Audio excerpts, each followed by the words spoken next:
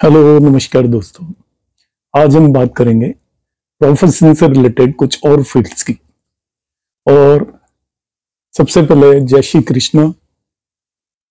Profession से related various fields में मैंने प्रीवियस वीडियोस में बात की थी।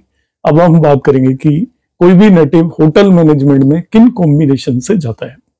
तो होटल मैनेजमेंट के लिए जब भी हम किसी भी प्रोफेशन से रिलेटेड योग देखते हैं तो उसमें हम हाउसेस देखते हैं, प्लैनेट्स देखते हैं, दशा अंतरदशाएं देखते हैं।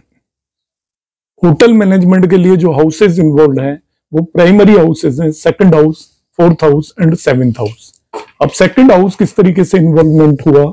सेकंड हाउस घर का या परिवार का कारक है, तो होटल मैनेजमेंट में भी परिवार का एक संस्कार चल के जाता है उस नेटिव के साथ, और तभी वो अच्छे से उसको, क्योंकि होटल एक तरीके का घर ही होता है, तो घर को अच्छे से तभी वो मैनेज कर पाएगा जबकि उसमें सेकंड हाउस का इन्वॉल्वमेंट है।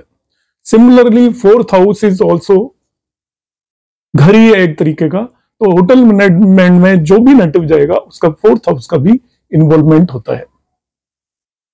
तीसरा जो हाउस यहां पर इन्वॉल्व होता है दैट इज सेवेंथ हाउस। तो seventh is fourth from fourth, तो सेकेंडरी हाउस हो गया है। तो जो भी नेटिव होटल मैनेजमेंट में काम करता है तो होटल उसके सेकंड हाउस की तरह एक्ट करता है। तो 3 प्राइमरी हाउसेज हैं, second house, fourth house and seventh house. अब इसमें 6th और 10th हाउस का भी इन्वॉल्वमेंट हो जाता है। 10th हाउस क्योंकि प्रोफेशन से ही रिलेटेड है, इसलिए 10th हाउस का इन्वॉल्वमेंट हर एक प्रोफेशन में हमें देखना ही है।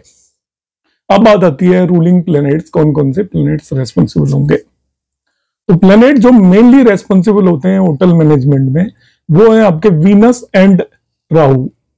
तो वीनस क्योंकि एक तरीके का ये किसी भी चीज को सजा के दिखाने का है, एक इंटरनल आपकी आर्ट है जिसके थ्रू होटल मैनेजमेंट में आप सक्सेसफुल होंगे, और राहु उस चीज को बिजनेस में कन्वर्ट करने का तरीका है। तो होटल मैनेजमेंट के नेटिव्स के लिए जो मोस्ट इंपॉर्टेंट प्लैनेट्स हो जाते हैं these are Venus and Rahu. यहां पर राहु यदि 6-12 एक्सिस पर हो, 1-7 एक्सिस पर हो और 2-8 एक्सिस पे हो, ऐसे नेटिव होटल मैनेजमेंट में ज्यादा सक्सेसफुल होते हैं। मतलब लग्न के आसपास के दोनों हाउसेस में, 12th हाउस में राहु हो, लग्न में राहु हो, या सेकंड हाउस में राहु हो, या उससे अपोजिट हो जाए, उसका एक्सिस 1-7 होना चाहिए, 2-8 होना चाहिए एंड 6-12 होना चाहिए। एक पीएससी कॉम्बिनेशन यदि वीनस और मून में बन रहा है तो वो भी होटल मैनेजमेंट के लिए अच्छा कॉम्बिनेशन है, क्योंकि वहां पे किचन भी इन्वॉल्व हो जाती है होटल मैनेजमेंट के केस में, इसलिए मार्स का इन्वॉल्वमेंट भी वहां पर इंपॉर्टेंट हो जाता है। So these are the combinations for the hotel management. अब हम बात करेंगे दूसरे कॉम्बिनेशन की, और वो कॉम्बिनेशन है कंप्यूटर प्रोफेशनल। अब कंप्यूटर प्रोफेशनल का काफी वाइड फील्ड है। आज के टाइम में आप कोई पर्टिकुलर एजुकेशन नहीं है कंप्यूटर के लिए, चाहे कोई कॉमर्स का स्टूडेंट है, चाहे कोई साइंस का स्टूडेंट है, चाहे कोई डॉक्टर है या कोई लॉयर है, हर एक का कंप्यूटर से लिंक हो चुका है। इसलिए कंप्यूटर प्रोफेशनल का फील्ड बहुत ज्यादा वाइड हो चुका है, और हर एक को आप कंप्यूटर प्रोफेशनल बोल सकते हो, क्योंकि कंप्यूटर के बगैर तो कोई भी प्रोफेशन आज की डेट में पॉसिबल नहीं है। मगर हम उनकी बात कर रहे हैं जो स्पेसिफिकली कंप्यूटर के क्षेत्र में ही काम कर रहे हैं, आईटी इंडस्ट्री में काम कर रहे हैं, या कंप्यूटर इंजीनियरिंग से रिलेटेड कॉम्बिनेशंस की बात करेंगे। तो यहाँ पे जो मेन हाउसेज इन्वॉल्व होते हैं वो 3rd, 6th एंड 9th, 3 की जो भी आपके हाउसेज हैं 3, 6 एंड 9, और there should be a connection between 5th and 10th house. 5वें और 10वें भाव के बीच में प्रोफेशनल्स का कनेक्शन होना चाहिए, क्योंकि कंप्यूटर इंजीनियरिंग भी एजुकेशन से मिलेगी, और 10th हाउस प्रोफेशन को रिप्रेजेंट करता है। कंप्यूटर इंजीनियरिंग आप अपना आप नहीं सीख सकते, आपको एक एजुकेशन लेनी पड़ेगी। जो फॉर्मली ट्रेंड प्रोफेशनल होते हैं, एक हम ऐसे ही सीख लेते हैं, तो उसमें 5-10 का लिंक होना बहुत जरूरी है। और जो मेन एसेंशियल प्लैनेट्स होते हैं कंप्यूटर इंजीनियरिंग के लिए वो केतु एंड मरकरी होते हैं। तो जिन भी नेटिव के चार्ट्स के अंदर केतु और मरकरी का कोई भी कॉम्बिनेशन हो रहा है, अब केतु कैसा है देखिए, केतु लैंग्वेजेस का कारक होता है। तो कंप्यूटर लैंग्वेजेस को, ऑल्दो हम वैसी लैंग्वेजेस नहीं बोलते स्पीकिंग, मगर कंप्यूटर लैंग्वेजेस के लिए भी केतु कारक होता है। अब हम कुछ और योगास की बात करेंगे। 10th हाउस से रिलेटेड हम बात कर रहे हैं, प्रोफेशन से रिलेटेड बात कर रहे हैं। तो प्रोफेशन में जो योग और बहुत ज्यादा इंपॉर्टेंट हो जाते हैं। नेम और फेम किसी भी नेटिव की होती है, उसमें भी आपका 10th हाउस का इन्वॉल्वमेंट होता ही है। तो अब मैं बात करूंगा नेम और फेम के कॉम्बिनेशंस की। कौन कौन से योग कुंडली में एक नेटिव को पॉपुलर करते हैं? सब लोगों में उसकी कीर्ति होती है। बड़े बड़े पॉपुलर लोग हैं जो जिनमें कैपेबिलिटीज ऐसी थी कि चारों तरफ उनका नाम हो गया। सचिन तेंदुलकर हो गए, अमिताभ बच्चन हो गए, हमारे प्राइम मिनिस्टर नरेंद्र मोदी हो गए, जो एक बहुत ही हम्बल बैकग्राउंड से आकर इतने आगे जाकर बढ़े हैं। तो उनके अंदर नेम और फेम के कॉम्बिनेशंस होंगे ही। तो सबसे पहला नेम और फेम का कॉम्बिनेशन होता है स्ट्रॉन्ग लग्न, स्ट्रॉन्ग लग्न लॉर्ड। जिंदगी के किसी भी सेक्टर में या किसी भी फील्ड में कोई आदमी पूरी तरह उतना सक्सेसफुल नहीं हो सकता जब तक कि उसकी स्ट्रॉन्ग लग्न और स्ट्रॉन्ग लग्न लॉर्ड हो। तो पहला कॉम्बिनेशन होता है स्ट्रॉन्ग लग्न एंड स्ट्रॉन्ग लग्न लॉर्ड। लग्न का स्ट्रॉन्ग होना is a very essential part for success in any field of the life. दूसरा नेम और फेम का कॉम्बिनेशन है स्ट्रॉन्ग 10th हाउस, क्योंकि आपके कर्म क्षेत्र में जब तक आपका स्ट्रॉन्ग नहीं होगा तब तक आपका नेम और फेम ऐसे ही नहीं होने वाला। आप जिस भी काम को कर रहे हैं उसके अंदर आपकी पकड़ होनी चाहिए बहुत ज्यादा। तो 10th हाउस का involvement is also very important. तो इसके लिए 10th हाउस बहुत स्ट्रॉन्ग होना चाहिए। अब कर्म और लग्न के बीच में यदि लिंक हो जाता है तो वो तीसरा कॉम्बिनेशन है there is a relationship between लग्न एंड 10th हाउस। अब किसी भी तरीके के रिलेशनशिप हो सकते हैं। रिलेशन कौन कौन से होते हैं प्लैनेट्स में, ये मैं पहले ही बता चुका हूं। 5 या 6 तरीके के रिलेशन है। तो लग्न और 10th हाउस के बीच में किसी भी तरीके का यदि रिलेशन बन रहा है तो वो भी नेम और फेम का कॉम्बिनेशन है। एक और मैं कॉम्बिनेशन बता रहा हूं, बड़ा रेयर कॉम्बिनेशन है राहु इन 10th हाउस। जिस भी नेटिव के 10th हाउस में राहु होता है वो उसको कहीं से कहीं पहुंचा देता है कर्म क्षेत्र में, और नेम और फेम कर्म से ही रिलेटेड होता है। इसलिए 10th हाउस में Rahu is also combination for the name and fame. Next combination होता है लाइमलाइट में आने के लिए 7th हाउस का रोल भी होता है। जिनका 7th हाउस स्ट्रॉन्ग होता है, जिन लोगों का, वो पब्लिक इमेज उनकी बहुत अच्छी होती है, और नेम और फेम के लिए अच्छी पब्लिक इमेज होना जरूरी है। तो 10th हाउस और 7th हाउस में लिंक हो, यदि 10th लॉर्ड 7th हाउस में जाकर बैठ जाए तो that is also a very strong combination for name and fame. जिस भी नेटिव का 10th लॉर्ड यदि 7th हाउस में बैठा हुआ है उस नेटिव का नेम एंड फेम होना बहुत ही ज्यादा पॉसिबल है। नेक्स्ट हम बात करेंगे स्ट्रॉन्ग सन। सूर्य का स्ट्रॉन्ग होना भी नेम और फेम के लिए जरूरी है। प्रकाशमान प्लेनेट है, लग्न को हमारी को रिप्रेजेंट करता है। सूर्य किंग है सभी प्लेनेटरी ऑल 7 प्लैनेट्स का जो प्लैनेटरी सिस्टम है उसका किंग है। तो सूर्य का भी स्ट्रॉन्ग होना बहुत जरूरी है। तो जिस नेटिव का सूर्य स्ट्रॉन्ग होता है उसको भी नेम और फेम के योग बनते हैं। और शुक्र भी एक बहुत ही इंपॉर्टेंट प्लैनेट है, वो लग्जरी देता है, प्रसिद्धि देता है। तो जिस भी नेटिव का नेम और फेम होगा जो बहुत ज्यादा प्रसिद्ध होगा, ऐसे नेटिव का शुक्र होगा 5वें, 7वें, 9वें, 10वें और 11वें भाव में। 5 और 9 2 केंद्र हो गया, 7वां, 10वां और 11वां भाव, इन भावों में जिसके भी शुक्र होता है ऐसा नेटिव भी ज्यादा पॉपुलर होता है, सब लोग उसे जानते हैं और उसका नेम और फेम होता है। लास्ट कॉम्बिनेशन जिसकी मैं बात करूंगा वो होता है महाभाग्य योग हो, गज केसरी योग हो, अमल केती योग हो या केंद्र त्रिकोण राज योग हो जिस भी नेटिव की कुंडली के अंदर।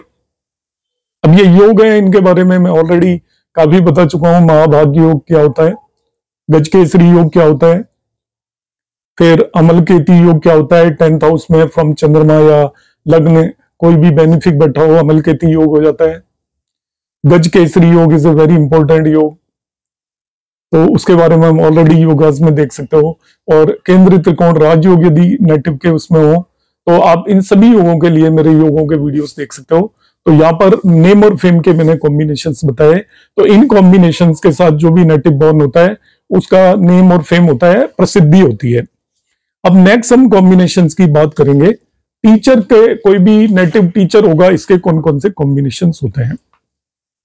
और एस्ट्रोलॉजर होगा, इनके कौन कौन से कॉम्बिनेशंस होते हैं। तो सबसे पहले मैं अब टीचर से पहले एस्ट्रोलॉजर्स के कॉम्बिनेशंस बताऊंगा कि जो भी लोग सक्सेसफुल एस्ट्रोलॉजर होंगे, तो एस्ट्रोलॉजी बहुत लोग कर सकते हैं, मगर जो सक्सेसफुल एस्ट्रोलॉजर होंगे उनकी कुंडलियों में कौन कौन से ग्रह और कौन कौन से भावों को हमें देखना चाहिए। तो सक्सेसफुल एस्ट्रोलॉजर होने के लिए जो प्लैनेट्स इन्वॉल्व हैं, दोनों गुरु, राक्षसों के गुरु शुक्र और देवताओं के गुरु जुपिटर, इन दोनों का इन्वॉल्वमेंट बहुत ज्यादा इंपॉर्टेंट है।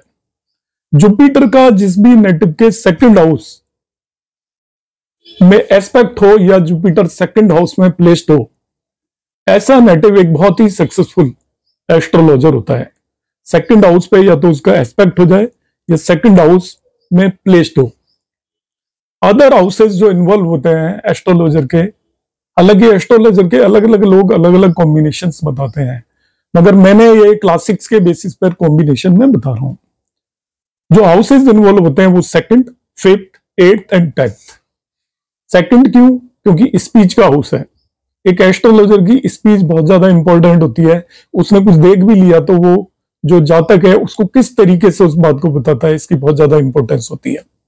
जो बात समझ में आई उसे वो एक्सप्रेस भी कर पा रहा है नहीं, बोल भी पा रहा है कि नहीं, सही शब्दों का चयन भी कर पा रहा है कि नहीं, ये बहुत ज्यादा इंपॉर्टेंट हो जाता है। फिफ्थ हाउस होता है आपका इंटेलिजेंस। तो एक एस्ट्रोलॉजर का सारा काम इंटेलिजेंस का। आप कितनी भी बुक पढ़ लीजिए, आप एस्ट्रोलॉजर नहीं बन सकते जब तक कि आपके अंदर बहुत विवेक नहीं है, समझ नहीं है चीजों की। तो फिफ्थ हाउस इंटेलिजेंट या विवेक का हाउस है।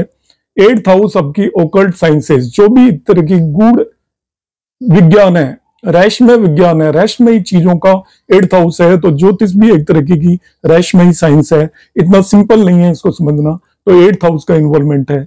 और जो लोग प्रोफेशनली एस्ट्रोलॉजी को लेते हैं उनके लिए 10th हाउस का भी इन्वॉल्वमेंट होना जरूरी हो जाता है।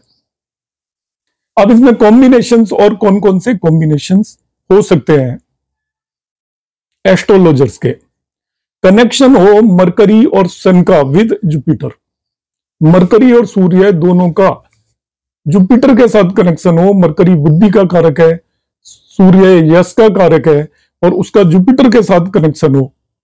और मरकरी और सन यदि कहीं पे बुधादित्य योग बना रहे हैं और उसको जुपिटर एस्पेक्ट कर ले, तो ऐसे लोग भी बहुत सक्सेसफुल एस्ट्रोलॉजर हो सकते हैं। नेक्स्ट कॉम्बिनेशन है सूर्य मरकरी के साथ हो, जो कि ज्यादातर केसेस में होता है, और मार्स डुअल साइन में हो। डुअल मतलब 3, 6, 9 और 12 राशियों के अंदर हो, तो ऐसा नेटिव भी बहुत सक्सेसफुल एस्ट्रोलॉजर होता है। एक और कॉम्बिनेशन बताता हूं मैं, एक्सेप्शनल कॉम्बिनेशन है, moon with the Ketu in the third house. Gemini सूत्र में है, चंद्रमा केतु के साथ तीसरे भाव में हो, तो ऐसा नेटिव एक सक्सेसफुल एस्ट्रोलॉजर हो सकता है। तो अभी मैंने आपको कॉम्बिनेशंस बताए सक्सेसफुल एस्ट्रोलॉजर होने के। अब प्रोफेशन से रिलेटेड अलग फील्ड में मैं अब एक नेक्स्ट कॉम्बिनेशन बताऊंगा यहाँ पे, astrological combination to be a teacher, कि कोई भी टीचर या अध्यापक होगा उसके लिए कौन कौन से एस्ट्रोलॉजिकल कॉम्बिनेशंस हम देखेंगे। टू बिकम ए टीचर, जो प्लैनेट्स इन्वॉल्व है, ऑलमोस्ट सभी प्लैनेट इन्वॉल्व हो जाते हैं टीचर बनने के लिए, मगर जो मुख्य प्लैनेट है वो है आपका जुपिटर, क्योंकि जुपिटर बुद्धिमत्ता या विजडम का कारक है। तो एक टीचर को बुद्धिमत्ता होनी चाहिए और उसके अंदर विजडम होनी चाहिए। दूसरा है आपका मरकरी, जो कि कम्युनिकेशन का कारक है। एक सक्सेसफुल टीचर, केवल स्कूल में टीचर होना अलग बात है, एक सक्सेसफुल टीचर होना अलग बात है। उसकी कम्युनिकेटिव स्किल्स अच्छी होनी चाहिए, तभी वो अपनी बात स्टूडेंट्स को समझा पाएगा। तो दूसरा ग्रह जो टीचिंग के लिए रेस्पॉन्सिबल होता है वो मरकरी है। तीसरा होता है सूर्य, सन, फॉर स्टैटिक्स। किसी की भी डिटेलिंग यदि आपको रखनी है तो उसके लिए सूर्य की जरूरत होती है। चौथा प्लेनेट है for moon, that is a very essential planet for teaching, क्योंकि ये आपका ब्रेन पावर को रिप्रेजेंट करता है। एक टीचर के अंदर ब्रेन पावर होनी चाहिए, चीजों को खुद समझेगा तभी वो दूसरों को समझाएगा, इसलिए moon is also very important. Teacher की कुंडली के अंदर जो योगास होंगे वो होते हैं आपके सरस्वती योग। सरस्वती योग यदि किसी के भी कुंडली के अंदर है तो वो एक अच्छा टीचर बनेगा। सरस्वती योग के बारे में आप मेरा वीडियोस देख सकते हो योग का, तो यहाँ पर वीडियो बहुत लंबा हो जाएगा, इसलिए मैं बीच बीच के योगों को छोड़ रहा हूं। हाउसेस जो इन्वॉल्व होते हैं टीचर के केस में वो होते हैं 4th house, 5th house, 9th house and 10th house. 4th आपका घर का हाउस है, 5th आपका इंटेलिजेंस का हाउस है, 9th हाउस भाग्य और गुरु का हाउस है, टीचर एक गुरु होता है, और 10th हाउस कर्म का हाउस है। तो इसमें जो कुछ एक कॉम्बिनेशंस बनते हैं, like 10th Lord and 9th Lord aspect कर रहा हूं यदि एक दूसरे को, 10th लॉर्ड और 9th लॉर्ड एक दूसरे को एस्पेक्ट कर रहे हैं, तो ऐसे नेटिव का काम ऐसे गुरु हो सकता है, वो गुरु होगा। किसी भी नेटिव के जुपिटर हो इन 5th हाउस और as a 5th lord 10th house में बैठ जाए, जिस नेटिव का 5th लॉर्ड जुपिटर हो या as a 5th lord Jupiter 10th house में बैठ जाए, तो वो भी टीचिंग का कॉम्बिनेशन बनता है। गुरु है, गुरु जब 10th हाउस में चला जाएगा, वो 5th लॉर्ड होके चला जाएगा, तो ऐसा नेटिव टीचिंग के प्रोफेशन में चला जाता है। 5th लॉर्ड इन 10th हाउस, तो 5th हाउस से रिलेटेड वो प्रोफेशन करता है। तो गुरु यदि 5th हाउस से जाके 10th हाउस में चला जाए, तो और भी कॉम्बिनेशन है, मगर ऐसा नेटिव टीचर बन सकता है। जिसके जुपिटर और मरकरी दोनों स्ट्रांग होते हैं कुंडली के अंदर, बृहस्पति और बुध यदि स्ट्रांग पोजीशंस पे हो, तो ऐसा नेटिव भी टीचर बनता है। मरकरी का यदि कनेक्शन हो जाए विद द 5th और 10th हाउस, मरकरी इंटेलिजेंस का कारक है, किसी भी नेटिव के मरकरी का यदि कनेक्शन हो जाए 5th एंड 10th हाउस, तो ऐसा नेटिव भी टीचर बन सकता है। तो अभी हमने बात की टीचिंग के कॉम्बिनेशंस की, अभी मैं कुछ एक और कॉम्बिनेशंस की बात करूंगा, और इसमें कॉम्बिनेशंस आते हैं सिंगर्स के। तो सिंगिंग एक आर्ट है, और इसमें स्पीच इन्वॉल्व होती है, म्यूजिक इन्वॉल्व होता है, कला वाणी दोनों चीजें इन्वॉल्व होती हैं।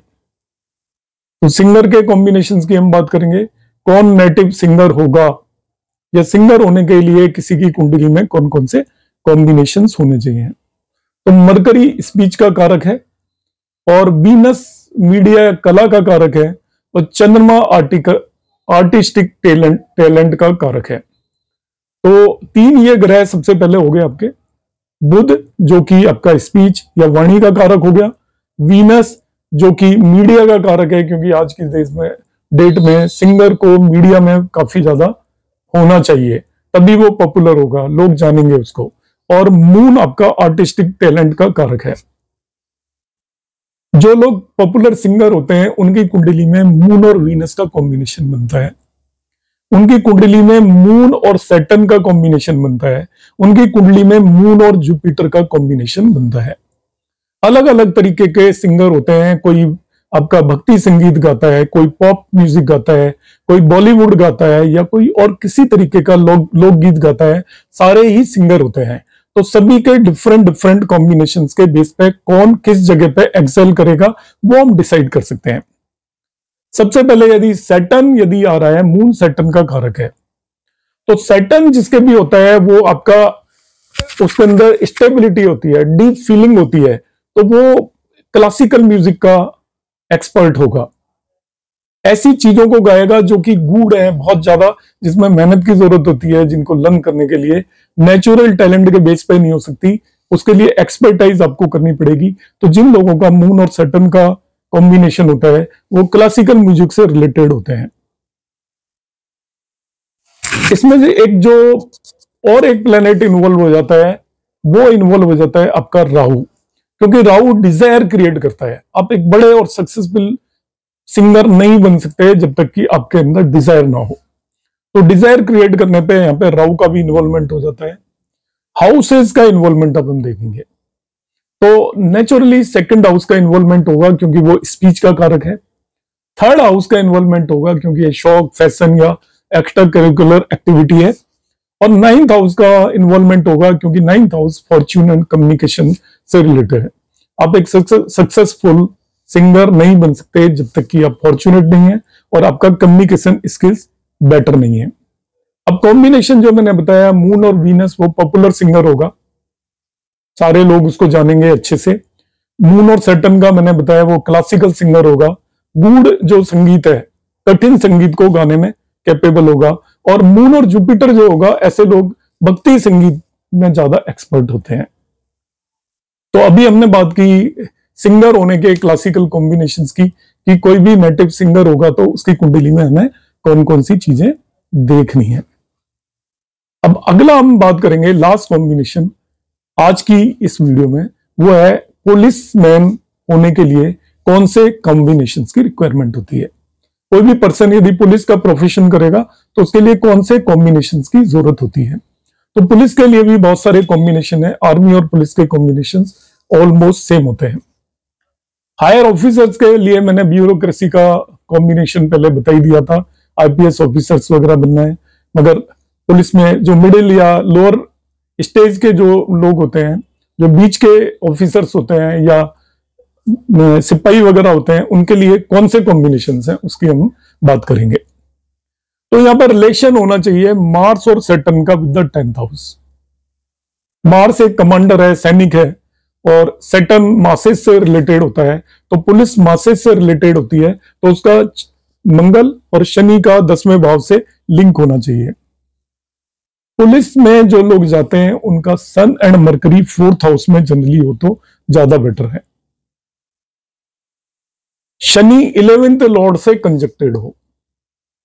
Saturn is related to 11th house. 11th house आपका आया हाउस है और सैटर्न आया हाउस से कनेक्ट हो जाता है। तो ऐसे लोग, क्योंकि मासेस से भी लिंक्ड होते हैं पुलिस वाले, तो मासेस आया हाउस से रिलेटेड हो जाए तो ऐसे लोग आपके पुलिस में जॉब करते हैं। अब एक और बहुत इंपॉर्टेंट बात है, ऐसे पर्सन का जो मार्स का नक्षत्र है उसका 10th हाउस से किसी भी तरीके का लिंक होना चाहिए। मार्स जिस भी नक्षत्र में है, यदि वो 10th हाउस से लिंक्ड हो जाए या 10th हाउस मार्स के नक्षत्र से किसी भी तरीके से लिंक हो जाए तो वो लोग भी पुलिस में जाते हैं।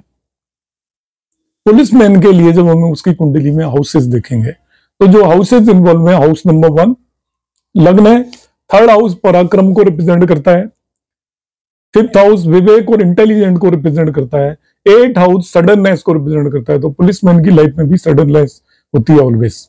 कब क्या इवेंट हो जाए उससे कुछ पता नहीं होता, हर दिन उसके साथ नई घटनाएं घटित हो सकती हैं। 10th हाउस इन्वॉल्वमेंट होगा ही होगा definitely, because it is a कर्म हाउस। तो ये हाउसेस का इन्वॉल्वमेंट होता है। जो मेन प्लैनेट्स इन्वॉल्व होते हैं पुलिसमैन के लिए जो हमें देखने हैं, वो आपका सूर्य है, because it is a government job. तो गवर्नमेंट से लिंक हो गया इसलिए सूर्य है, क्योंकि पुलिस कोई प्राइवेट तो होती नहीं है, सूर्य का लिंक हो गया। सैटर्न, बिकॉज सैटर्न का लिंक इसलिए क्योंकि पुलिसमैन मासेस से लिंक्ड होता है। मार्स का लिंक हो गया, मस्कुलिन प्लैनेट है तो डिफेंस सर्विसेज और इस तरीके की सर्विसेज में मार्स का लिंक होता है। और लास्ट आपका लिंक होता है केतु का। जो पुलिस में जो भी लोग जाते हैं उनका केतु का लिंक होता है, और राहु का लिंक ज्यादा नहीं होता है क्योंकि राहु थोड़ा स्रूडनेस देता है, केतु स्रूडनेस नहीं देता। केतु वही व्यक्ति जो कि साइलेंटली काम कर सकता है, उसका केतु स्ट्रांग होना चाहिए। राहु क्या करता है, एक्सपोज ज्यादा करने की कोशिश करता है। तो आज मैंने आपको सर्टेन कॉम्बिनेशंस बताए, होटल मैनेजमेंट का मैंने कॉम्बिनेशन बताया, कंप्यूटर इंजीनियर का बताया, नेम और फेम का बताया, इसके बाद हमने एस्ट्रोलॉजर, टीचर, सिंगर और पुलिसमैन के बारे में बात की। उम्मीद है आपको आज का वीडियो अच्छा लगा होगा। अपने सुझाव, सजेशंस मुझे लगातार देते रहें। आपके सजेशंस के हिसाब से मैं काम करता रहूंगा। जय श्री कृष्णा। धन्यवाद।